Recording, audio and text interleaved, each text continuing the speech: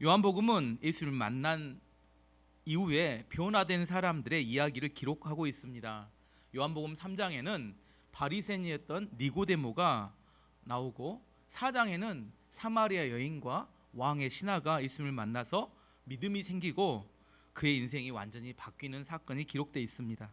오늘 본문에는 베데스다라는 연못 옆에 38년 된 병자가 예수를 만나서 그의 질병이 치유되고 또한 예수를 믿고 변화된 인생이 되었음을 이야기합니다.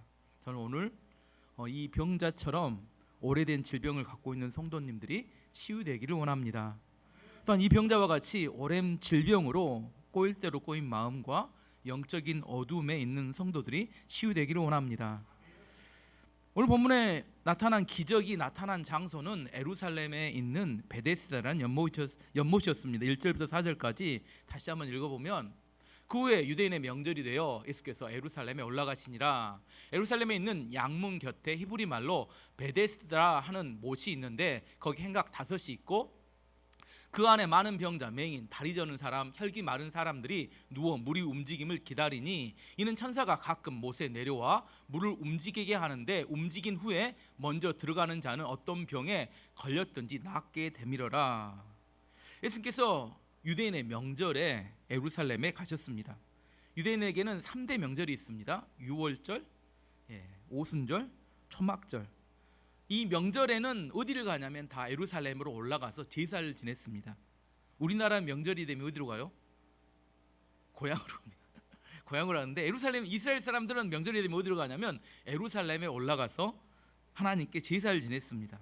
그래서 우리는 추석이나 설날에 뭘 해요? 가족끼리 모여서 예배를 드립니다.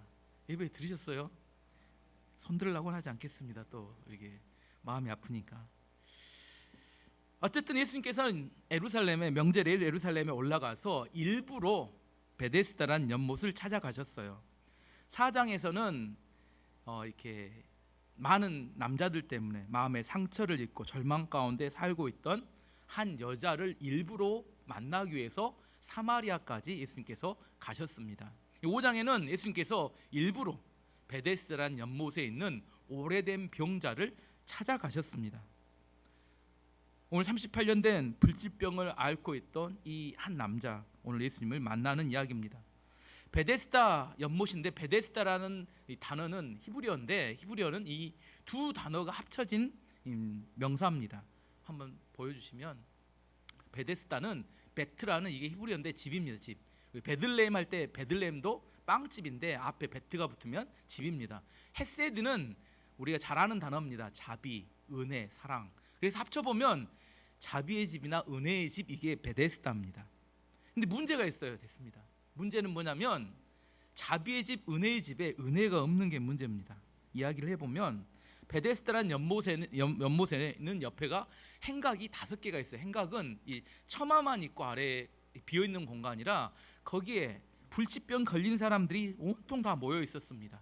왜냐하면 그 베데스다 연못에는 전설이 있었는데, 천사가 내려와서 물이 동하면, 물 연못이 막 소용돌이를 치게 되면 가장 먼저 들어가는 사람이 질병이 치유된다는 이 전설이 있었습니다.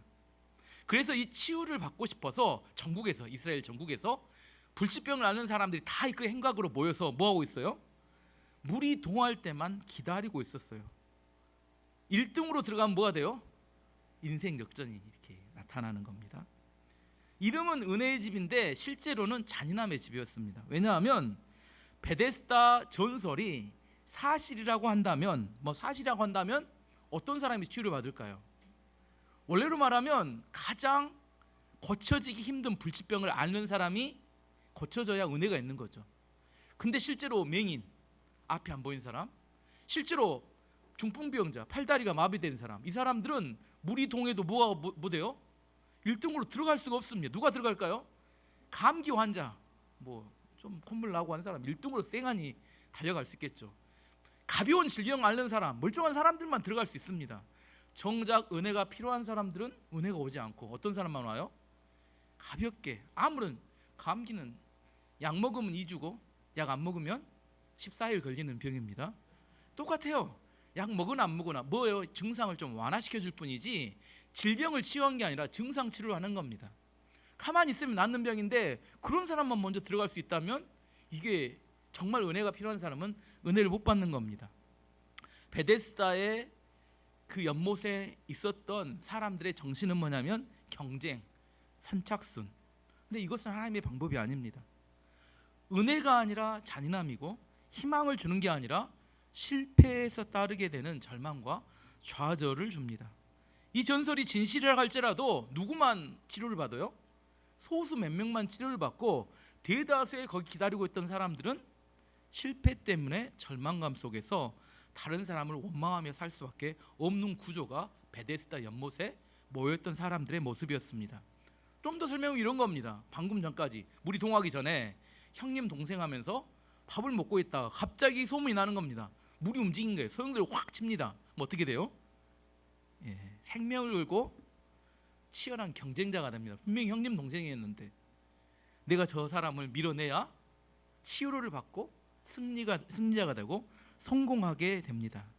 그래서 베데스다의 전설은 가짜 희망일 뿐인 겁니다. 꼭 이런 거예요. 다단계 처음에 가면 뭐라고요? 다단계 안 가보셔서 모르시죠? 혹시나 또 얘기 모르는 사이에 가본 분도 있을 수 있는데 처음에 돈을 좀 내면 고생은 하지만 나중에 다이아몬드 레벨 이상으로 올라가면 어떻게 된다고요? 평생 일하지 않아도 다른 사람의 물건 파는 걸로 수수료를 받아서 행복하게 살 수 있다. 이게 뭐예요? 다단계가 주는 가짜 희망입니다. 교회 성도들이 많이 빠졌습니다. 제 옛날에 빠진 애들 잡으러도 다녔는데 또 열심히 복음을 전하던 목회자들도 갑자기 아메이의 비전에 꽂혀가지고 복음은 안 전하고 아메이 물건 판다고 막 헌신합니다. 나중에 그분이 하는 고백이 이런 거예요. 아무리 노력을 해도 200만 원 이상 한 달에 수익이 나기 어렵더라. 이게 가짜 희망의 결과고 속은 겁니다. 코로나 시대에 많은 한국의 젊은이들이 그들의 마음을 사로잡은 게 가상화폐, 코인으로 수십억, 수백억을 벌어서 조기 은퇴하고 편안하게 인생을 살겠다. 이게 뭐예요? 가짜 희망입니다. 그래서 자기 돈만으로 하면 좋은데 뭐예요? 돈을 빌려줘요. 빌려가지고 엄청나게 투자해서 지금 엄청나게 어려움을 겪고 있는 젊은이들이 너무나 많습니다. 또 국가는 또 그걸 탕감해 준다고 또 난리니 말 그대로 그들이 정말 계획대로 해서 돈을 벌었다고 칩시다. 쉽게 번 돈은 또 쉽게 나갑니다. 인생은 돈이 많다고 행복해지는 게 아닙니다. 그래서 베데스다 연못의 영성은 세상의 영성이고 마귀의 영성입니다. 경쟁과 선착순, 절망과 원망, 그리고 가짜 희망이 인생을 파괴하는 것이 베데스다 연못의 모습이었어요. 근데 뼈아픈 이야기를 제가 하나 더 해보면 한국에 있는 교회가 베데스다 연못은 아닌가 한번 생각해 볼 수 있습니다. 하나님의 은혜가 있대요. 교회 가면 그런 이야기 많이 들으셨죠? 예수님의 사랑이 있대요. 근데 교회 온 사람들이 그런 이야기하면 어디가 은혜가 있고 어디가 사랑이 있냐. 교회와 교회가 경쟁을 합니다. 우리 교회가 저 교회를 이겨야 된대요. 이게 누구 생각인가 모르겠어요. 하나님 생각은 아닌 것 같고 성도와 성도들이 경쟁을 합니다. 자기 마음에 들지 않으면 원망과 이게 불평이 몸에 배어서 살아갑니다. 다른 사람이 수고하고 헌신한 걸로 자기는 이익만을 누리려고 합니다. 이게 베데스다의 모습인 것 같아요. 어떤 여자분이 비행기를 타기 위해서 이 공항에 갔습니다. 탑승 시간이 좀 이렇게 남아 있어서 상점에 가서 책 한 권하고 쿠키 하나를 샀어요. 의자에 앉아서 책을 보면서 쿠키를 먹으려고 하는데 갑자기 어떤 잘생긴 남자가 옆에 앉는 겁니다. 그러더니 자기 쿠키를 하나 이렇게 딱 뺏어 먹는 거예요. 여자가 화가 났지만 못생겼으면 화를 내려고 했는데 잘생겨서 봐줬다 이렇게 생각을 했어요. 근데 두 번째 쿠키를 먹는 겁니다. 화가 났지만 좀 참았어요. 그래서 자기가 하나 먹고 그 여자가 하나 먹고 이렇게 먹다 보니까 마지막 쿠키 하나가 딱 남은 겁니다. 이 남자가 어떻게 하나 보자 기다렸더니 이 남자 쿠키를 꺼내는 거예요. 그리고 절반으로 똑 나누더니 자기를 웃으며 씩 웃으면서 절반을 주는 겁니다. 근데 이 화를 내려고 했는데 탑승 시간이 돼가지고 어쩔 수 없이 비행기를 탔어요. 의자에 앉는데 너무 화가 나는 거예요. 너무 화가 나지만 어쩔 수 없죠. 비행기를 타버렸으니까. 그리고 자기 가방을 딱 열었는데 거가 자기 쿠키가 있는 거예요. 그동안 누구 쿠키를 먹은 거였어요? 자기가 먹었던 것은 그 남자 쿠키를 그래서 먹은 겁니다. 자기가 그 남자 쿠키를 먹으면서 뭐래요? 막 씩씩대고 화를 내고 있었어요. 그 남자는 정말 민폐를 그 남자에게 끼친 거죠. 참 좋은 남자죠. 목회를 하다 보면 이 여자처럼 진실을 알지 못하면서 화만 내는 사람들이 많습니다. 베데스다 연못은 가짜입니다. 많은 병자들이 그 허상 속에서 가짜 희망을 가지고 모여 있으면서 원망하고 불평하고 지내고 있는 곳, 그게 바로 베데스다 연못의 모습입니다. 잘못하면 교회의 신앙생활을 이런 모습으로 하고 있을 수도 있다는 사실을 생각해 봐야 합니다. 어쨌든 예수님께서는 이렇게 잘못된 믿음으로 절망과 원망 속에 살고 있던 38년 된 병자를 어떻게 찾아갔어요? 우연히가 아니라 일부러 찾아가셨습니다. 은혜의 집에 은혜를 기다리고 있지만 절망과 원망 가운데 있는 이 사람을 일부러 찾아가셨어요. 그리고 이 사람에게 물어보셨습니다. 5절 6절 말씀 보면 거기에 38배 된 병자가 있더라. 예수께서 그 누운 것을 보시고 병이 벌써 오래된 줄 아시고 이르되 내가 낫고자 하느냐.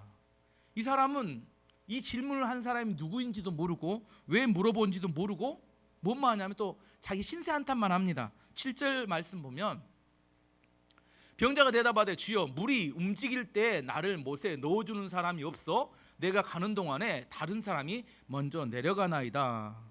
자기가 요 모양 요 꼴로 사는 이유는 누군가가 도와주지 않기 때문이다. 이렇게 원망하고 있는 겁니다.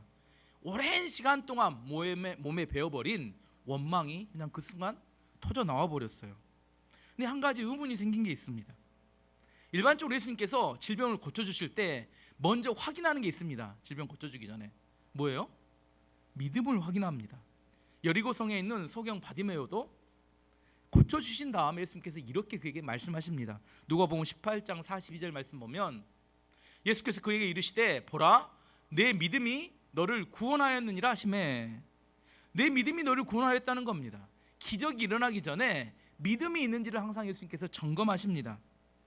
근데 오늘 38년 된 병자는 믿음도 없고 희망도 없고 오히려 다른 사람에 대한 원망과 불평만 가득했던 그런 사람이었습니다. 어떻게 생각하면 치료해 줄 만한 그런 좋은 점이 하나도 없는 사람이었어요. 그런데 왜 예수님께서 이 사람을 치료해 주고 구원해 주셨을까?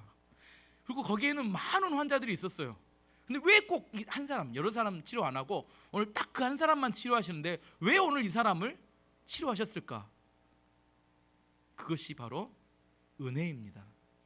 은혜란 뭐냐면 자격이 있는 게 아니라 자격 없기 때문에 베풀어 주는 축복을 은혜라고 합니다. 아무런 소망도 없고 아무런 희망도 없고 아무런 가치도 없는 사람을 예수님께서 일부러 가서 만나 주셨어요. 개구리 올챙이적 시절을 모른다고 이야기합니다. 소망이 없는 상태에서 예수님을 만나게 돼요. 그럼 믿음도 생기고 은혜도 받게 되고 형편이 좋아집니다. 근데 사람들은 뭐라고 생각해요? 처음부터 자기가 그를 갖고 있는 것처럼 행동하고 말하고 착각합니다. 그래서 은혜는 뭐냐? 은혜는 원인이 나에게 있는 게 아니라 원인이 하나님께 있다는 것을 인정하는 것, 그게 바로 은혜입니다. 예수님께서는 4장의 사마리아 여인, 소망이 전혀 없는 여자를 만나 주셨어요. 이게 은혜입니다. 일부러 가셔서 5장 오늘 본문에는 38년 된 병자로 전혀 소망이 없는 이 사람을 만나 주시는 게 이게 은혜입니다. 또한 더 이상 기대할 것도 없고 소망이 없던 나를 만나 주시는 게 사실 은혜입니다. 저도 생각해 보면 왜 나 같은 것을 하나님이 만나 주셨을까? 예수님 만나 주셨을까? 이유는 없어요. 세상에 많은 사람 중에 하나님께서 나를 선택하셨습니다. 그리고 나를 축복하셨어요. 그리고 나를 목사까지 되게 만들어 주셨습니다. 저는 그냥 선택받은 은혜를 누릴 뿐입니다. 그리고 하나님 주신 은혜 가운데 감사할 따름이에요. 아무런 조건이 없는 사람, 예수님께 찾아가셨지만 이 사람에게 물어봅니다. 뭐라고 물어봐요? 내가 낫고자 하느냐. 뭐라고 물어봐요? 내가 낫고자 하느냐. 38년 된 병자가 베데스다 연못에 누워 있어요. 원하는 게 뭘까요? 뭐예요? 말하면 입 아프죠. 내가 낫고자 하느냐. 근데 이걸 물어봐요. 잘못하면 화날 수 있습니다. 보면 몰라요. 보면 몰라요. 지금 여기서 지금 베데스다 연못에 누워 있는 게 이유가 뭐예요? 지금 낫으려고 지금 누워 있는 거잖아요. 근데 너무 당연한 걸 물어봅니다. 왜 그럴까요? 겉으로 볼 때 사람이 생각한 거하고 좀 다를 수 있습니다. 너무나 오랫동안 질병 가운데 행각에 있다가 절망 가운데 살아가다 보면 낫는 것이 원하는 것이 아닐 수도 있다고 생각할 수 있습니다. 예를 들어 이런 겁니다. 20년째 하반신 마비, 우리 예전에 안진뱅이가 계단에서 내려가는 계단에 중간에 예전에 가보시면 아시죠? 지하상 가보면 이렇게 돈 달라고 이렇게 거기 앉아 있죠. 이런 사람이 만약에 하반신이 회복이 돼서 걷게 됩니다. 나타나는 첫 번째 변화가 뭘까요?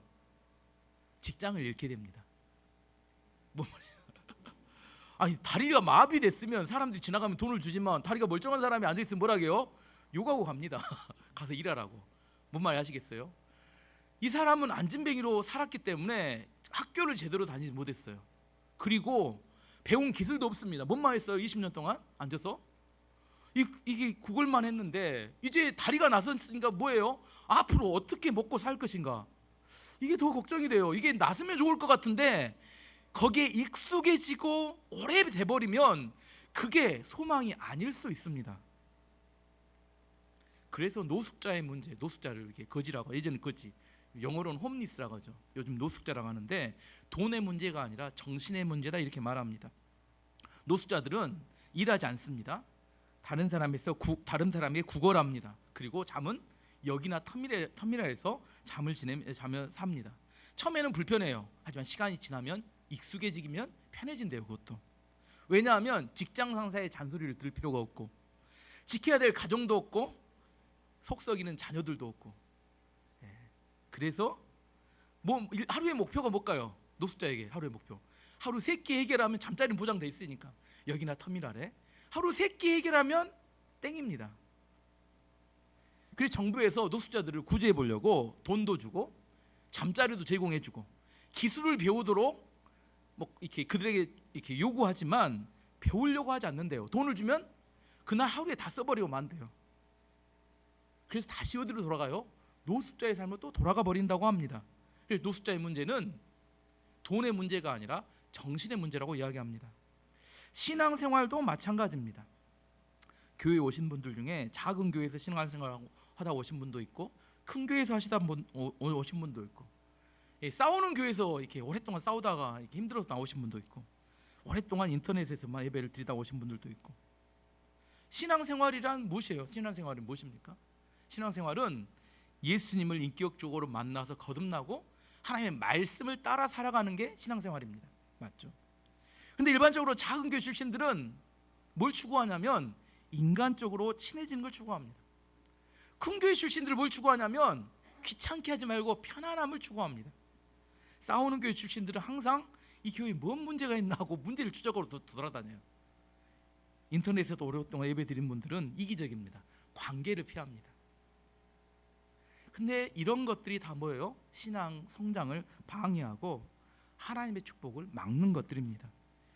베데스다 연못에서 오래 살았던 사람들이 가지고 있는 문제점과 비슷합니다. 이때 예수님이 물어보시는 겁니다. 그동안 소망도 없었고 성장도 없었고 변화도 없었고 원망하며 지냈는데 그것에서 벗어나기를 원하느냐 이렇게 물어보시는 거예요. 정말 벗어나기를 원하느냐? 내 안에 익숙한 대로 그대로 살아가기를 원하느냐? 너무 38년이면 너무 익숙해져 버린 시간이라 이제 여기서 벗어나고 싶은 생각조차도 없어져 버린 겁니다.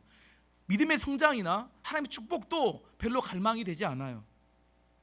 한비아 씨가 썼던 책 중에 지구 밖으로 행군하라 이런 책이 있습니다. 지도 밖으로, 지구밖에 아니라 지구 밖으로 나가면 죽습니다.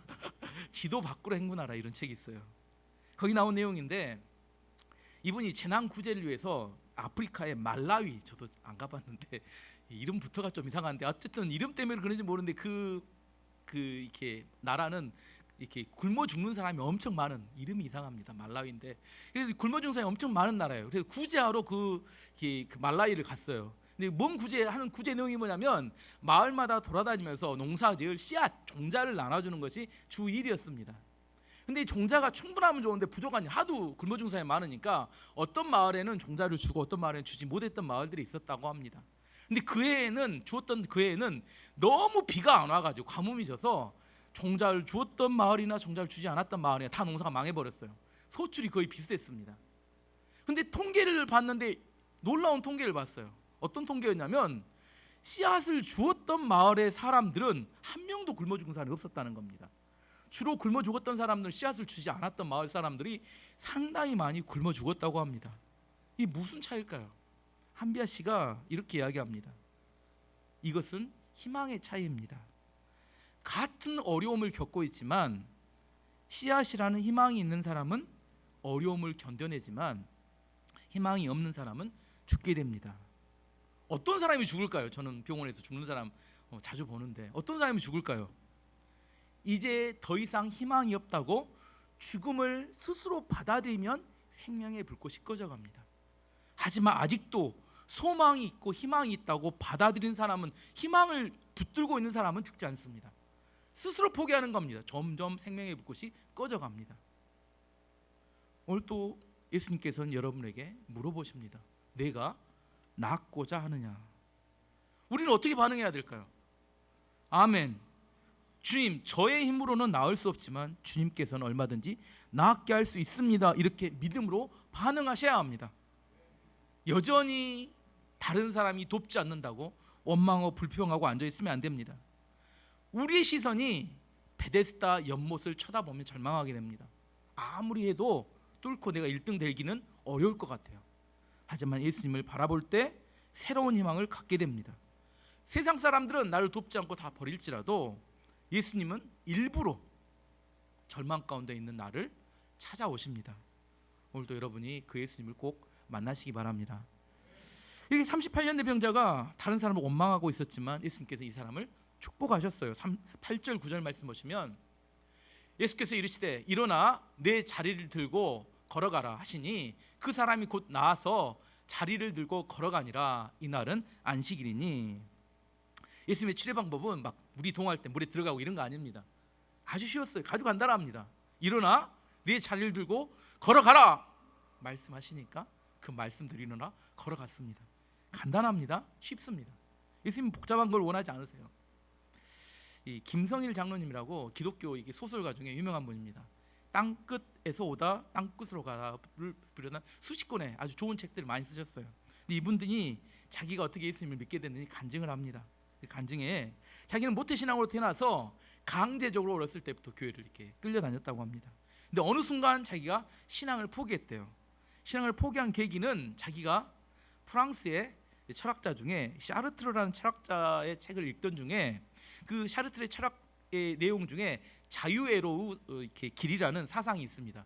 그 사상에 빨려 들어갔는데, 그리고 그 자유애로의 길의 사상은 이런 겁니다. 이야기해 보면 사람은 누구든지 자기 방식대로 살아야 하고 자기 방식대로 살다가 저지른 자기의 행동은 자기가 전적으로 책임져야 된다. 이게 샤르트르의 자유애로의 길의 이렇게 사상입니다.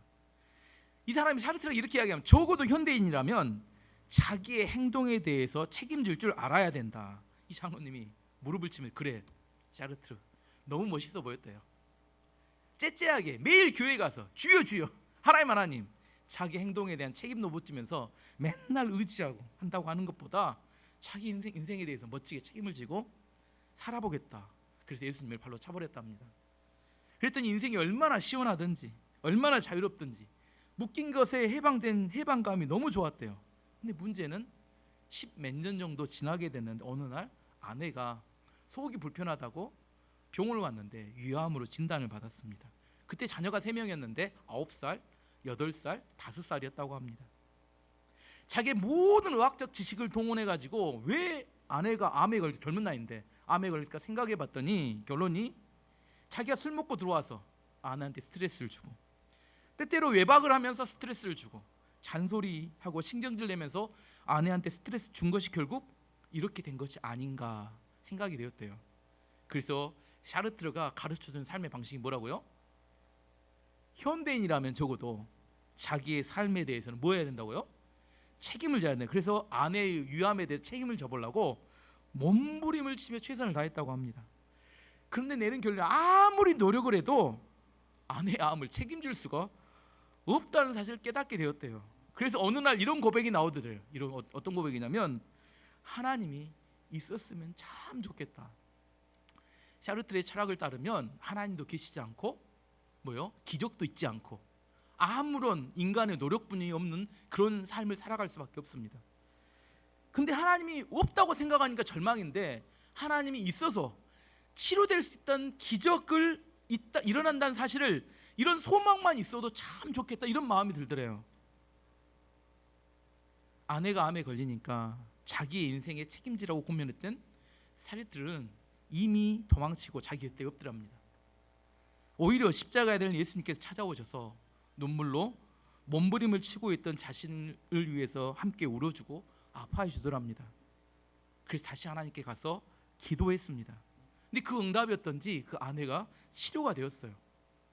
근데 그 아내가 치료된 다음에 잠시 얼굴만 좀 찡그려도 혹시 재발된가, 유암은 재발이 잘 됩니다. 유암은 한번 났었다가 다 나은 게 아니라 50% 정도 재발이 됩니다. 아내가 이렇게 얼굴만 찡그려도 혹시 재발된 거 아니라 이런 걱정이 들어서 하나님께 이런 소원을 했다고 합니다. 아내를 살려주시면 제가 평생 새벽 기도를 하겠습니다. 근데 아내가 오래 사셨대요. 어떻게 됐을까요? 오래 새벽 기도를 매일처럼 할 수밖에 없게 되었다고 합니다. 그리고 이분이 또 하나 소원을 한 게 있었는데, 그게 뭐냐면 앞으로 제가 하나님 당신에 관한 글만 쓰겠습니다. 그래서 이 사람이 수없이 많은 기독교 소설을 쓸 수밖에 없었던 게, 다른 글을 하나도 쓰지 않는 게, 그래서 자기가 이런 소원을 하면서 생각하기를 이제 내가 예수를 믿고 나서 나의 문학 세계는 이제 끝장이 났다 생각했는데, 하나님을 알아가면서부터 이 발견된 엄청난 새로운 문학의 세계가 자기 인생에 펼쳐지더라.